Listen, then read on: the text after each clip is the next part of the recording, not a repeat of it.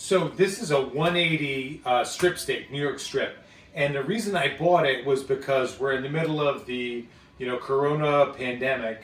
And so I went to the Restaurant Depot and I figured, let me get a whole one, save some money, and then I'm going to cut it up and put it away. So this is from the, this side of it is from the front of the animals, from the front of the steer. And you'll notice this side's a little gnarly. This is where there's some nerve going through it, and it starts getting a little blocky, a little chunky. But when you look at the other side of it, this is the typical New York strip that you're used to seeing. Nice marbled meat and big face of red meat, of muscle, and it's going to be really nice and tender when you cook it, when you fast cook it. Now I'm going to do this kind of quick because I actually put this in the freezer so that it'll be nice and firm to trim down. So the first thing you want to do is try to take off some of the fat that comes with it naturally. Now this is tallow.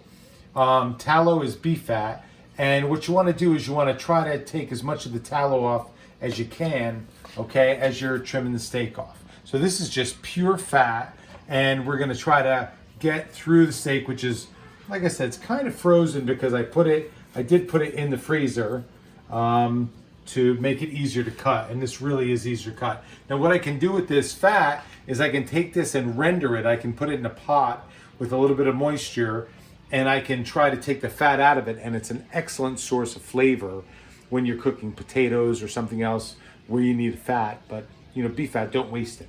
Okay, so I'm trying to take some of this fat off the top.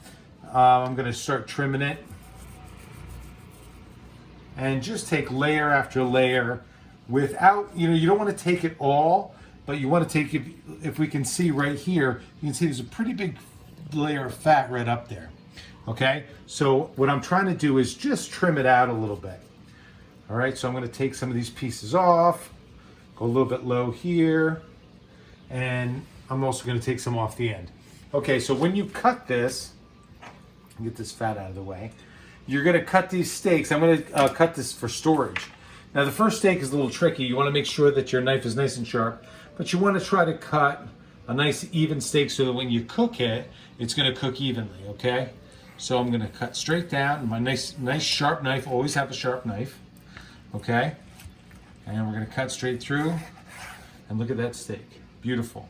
A little bit of extra fat on top, but that's okay. When you grill this, it's going to grill nice and clean right in here.